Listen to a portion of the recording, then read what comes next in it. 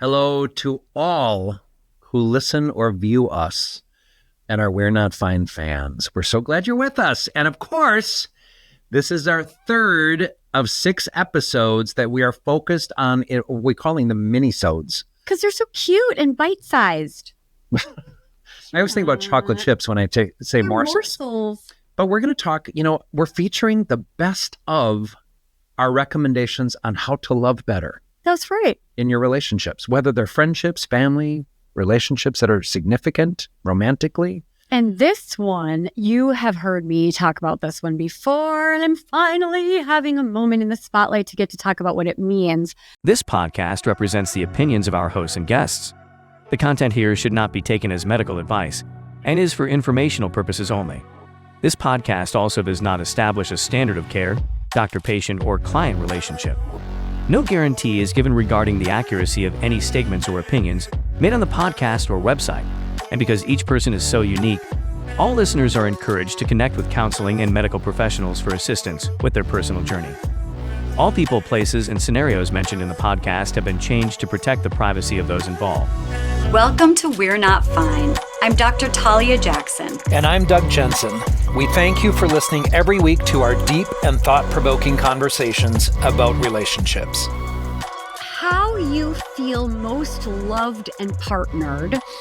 Is it harmony or authenticity in your love relationship? And I talk a lot about the people like me, maybe, that are I need harmony in my relationships at all costs. And the people that feel most loved and partnered with authenticity. I need to let you know how I feel about that. If something isn't sitting right with me, I would like to share my feelings about what has happened or what you have done specifically that's upsetting to me. Because if I'm not able to be authentic, this isn't a partnership. Whereas the harmony people are wasn't there an unwritten rule somewhere that it's good vibes and harmony and joy and connection? And the question is, at what cost? And can we find a way to meet in the middle? In an ideal relationship, there's a beautiful combination of what am I bringing to the relationship? Hopefully, it's harmony and joy and authenticity. And I want to be a safe place to land for my partner to speak their truth. And I want to make sure I'm not always telling my partner every single thing they're doing wrong or that annoys me. Because you know what? Harmony is also great. There, mic drop. What do you have to say about it? Well, I was thinking back to earlier today when we had our husband come in to help. Yes, our husband. Our husband. And whether or not we were being harmonious, which we were having some AV I was being issues. harmonious. You were being harmonious. I was being pretty harmonious, which is unusual for me because I'm not usually that person. I mean, he was being harmonious, but he just didn't trust that we knew what we were doing. I can say all kinds of things. This is what I want to say. I have several thoughts on this topic, and I love this topic. And one of the things that Talia and I have kind of joked about in this podcast is that I'm really big on direct, confrontational, say what you mean what you say. You are someone who thinks, there's a different way of like elevator talk you talk about. And I'm not big on elevator talk. I don't have time for that for me. But your elevator speech. Here's make a polite conversation. Oh, no, that's called small talk. Okay, whatever Let you want me to call spell it. it for There's you. a reason for small versus real, right? So this is what I want to say. I want a short episode. That's not harmonious of you. Anyway, this is what I want to say about this. So I want to say, what's your motivation is kind of a big deal, right?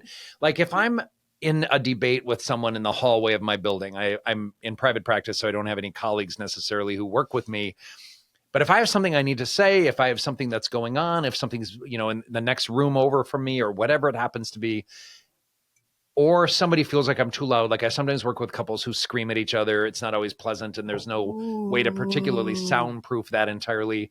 But Do you I'm just shush them? no, not my clients at all. In fact, Could you imagine? I encourage expression, right? Like I think expression in the way that it comes is really important. And, you know, it cannot, not necessarily conducive if you're screaming, but you know, there is something that I learn as a clinician about that processing style if somebody's engaging in that way. And I'm probably not going to care all that much if my next door neighbor is concerned about that. So I'm not likely to engage in a real conversation about that because I probably want to say, you know, mind your own business. Wow. 100%. Oh my God. Wait, but are you saying that the expectation is that person pays their full rent and they have to listen to your client screaming? For 1 minute? Come on. Anyway, so the point is like how motivated are you to actually engage in a real conversation and expend that energy? I'm not going to do it with someone down the street or on the sidewalk. I'm not going to do it with somebody at a restaurant or whatnot. I'm probably just going to let it go for the most part, unless I've really gotten bad treatment or I've got hairs in my food or whatever it might be. Go ahead. I see what I finally, I think, after a few minutes, see where you're going with this. That the authenticity and the directness is a sign It's circumstantial. that you care enough about the person and the relationship to engage in an authentic way. Do you feel better about our communication now? And you know that you're really important to me because I go after you a little bit? Yes. And you know what? I have thought the true. same about It is Rob, true. and I have to remember that his love language, I mean, not like, is it schnark? Not like those love languages, but schnarks. Shark. I don't know what that is. It's the man that created love languages. Schnooks. No, that's not his name. Schnark. Anyway, you guys, the idea that what I keep on reminding myself about my beautiful husband too, and when I'm seeing couples, is that this person that's telling you how they feel, we might see it as they're always complaining. They're always telling us we're not enough, or we did something wrong. Our nervous system might bristle because they're telling us their negative feelings. But if we really look at it, this partner is telling us, I want to partner with you. I want to feel connected to you. And the only way I can feel connected to you is if I can tell you how I truly feel. Yeah. And if you are not capable of listening to how I feel authentically, and this is all what Doug was saying, elevator talk, which I'm not really sure what that means, but it isn't like an authentic expression, then that person who cares about authenticity more than anything does not feel partnered. And I have seen a couple that has been together for 25 years where the person that needs authenticity at all costs was feeling less and less able to share their true feelings because their partner was harmony at all costs. Yeah. And 25 years in, my authenticity person kind of gave up and stopped sharing their true feelings. Sure. And so I want those of us that value harmony to remember that our partner who is no longer feeling safe and secure to share their true feelings, we did that. And we need to figure out how to meet in the middle of harmony and authenticity. This is very different, by the way, than compromise. Compromise involves authentic, like, expression of what you need and want and think and feel. When both parties come together in that authentic, direct way, then you can start figuring out what a compromise is. So it's very different. This is not about compromising yourself. And the worrisome part of this, Talia, of course, is if you hold on to these things that you're not telling to the people who are important to you in your life, and you are correct. I engage most passionately with the people who are important to me. Everyone in my inner circle knows that. But so that's feel free to smile at this point. It is. And everyone knows it, right? And not really. That's the thing is, like, I think most people that are wired like me, who would never initiate an authentic expression of anger, because harmony is what we need to feel partnered and connected. Not everybody knows that someone who's like, what the fuck are you doing? Or why did you do that? Or you said you were going to do this and now you did this, or blah, blah, blah. Whatever it is, the honest expression of like, why didn't you tell me? I thought whatever upset that person has, the other person might not immediately assume this is out of a place of love and desire to partner. Well, and it's interesting because, it does behoove those of us who want a more direct, honest communication to say it in a way that can be heard, which is using I Yes. feel statements, and letting people know what behavior or verbalizations or comments people have made that hurt us. I've said many times, like the goal of therapy, I think in general, is to live an honest life. And that can go all over the map. Like if you are not expressing yourself well, if you're not addressing your true gender or sexuality or whatever it might be, if you're not living your honest life and taking a bite out of this life and getting anything you can from this and enjoying it to the maximum, you're really not going to be a happy person, and you're going to feel really depressed and anxious. And he even goes to passive aggressive communication. I mean, people who cannot express themselves openly and honestly engage in passive aggressivity or end up biting their lip. I will admit that, I had a strained relationship with my mother, and every time we talked on the phone, I would like bite my tongue or bite my cheek because it was so hard to hear her talk in a toxic way. And I figured out eventually I can't do that anymore.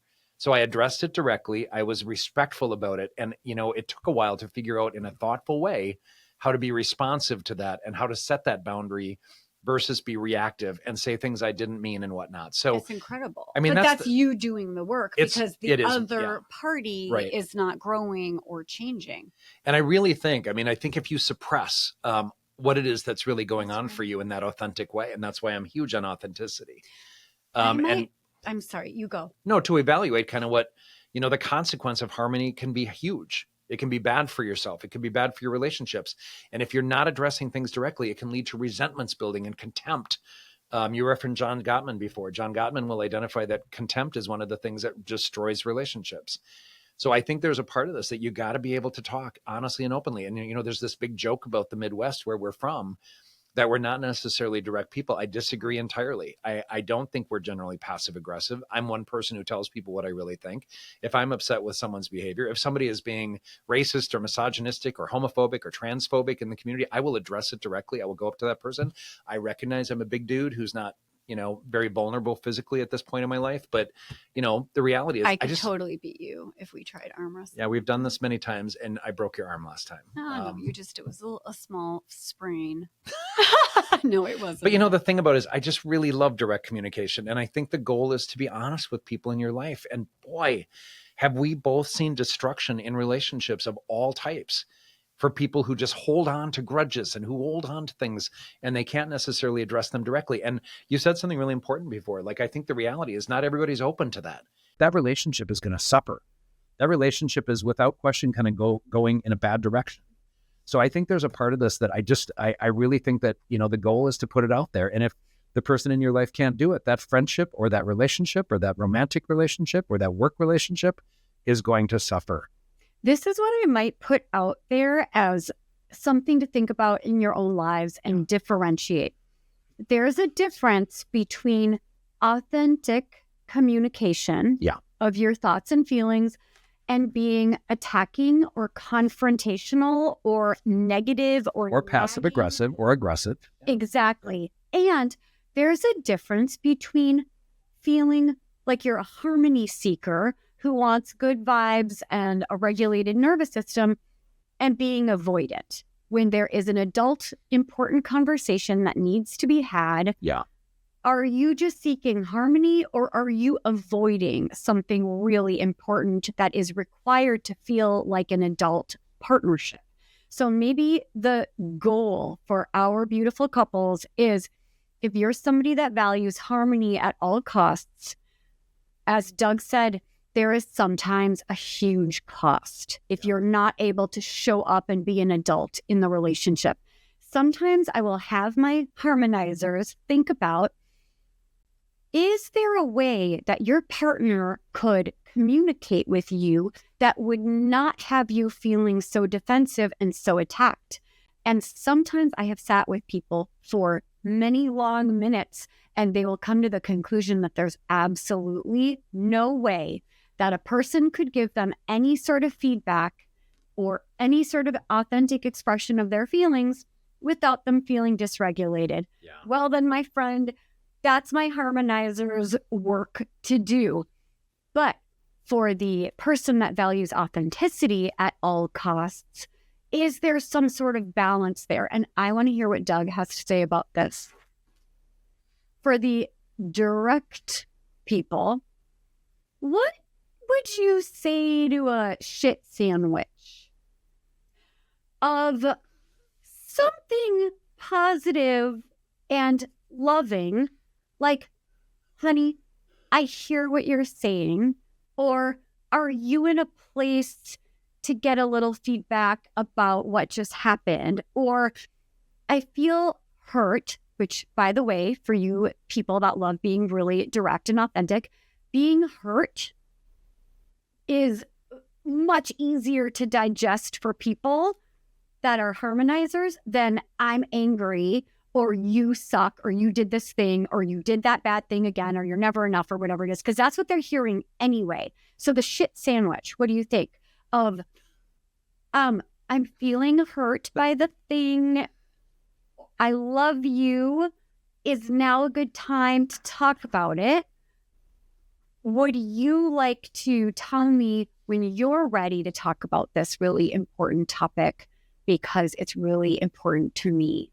So I don't see that as a shit sandwich. I see that as... You're great. You did a thing that annoys me. So that's not what you said, though. I You're know. great is like a fluffy comment. Right. However, if you're going to approach somebody with a difficult topic, and my clients usually laugh at me about this, but it works, use a term of endearment to start it out. Sweet cheeks. Sweet cheeks. I think puddin' pop is the last one that someone used in my office. Angel droppings. What up? No, not angel droppings. Nothing having to do with that. But I would say, if you say sweetheart, like it's or you lightly touch them if touch is important to them. Yes. It's a really nice way of addressing something and connecting with them on an emotional level, letting them know you're about to say something.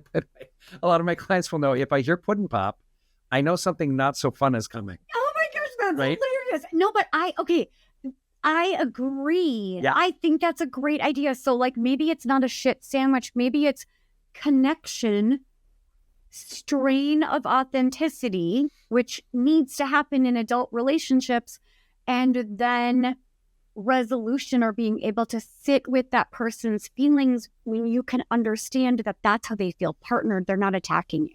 I'm kind of hungry for peanut butter and jelly sandwich now. I happen to notice that there's a whole charcuterie tray. I did bring a little tray today to serve our appetite. So I believe that, by the way, I love everything you said. I think it's okay to check in with someone and say, are you available to have a conversation about this? Something's really bugging me. And the person may not. Just saying that can trigger a person's nervous system, and so they have to bring them. Of course. And I'm somebody, because I value getting rid of things and getting through things, I will say, tell me what's going on. Like, I want to know.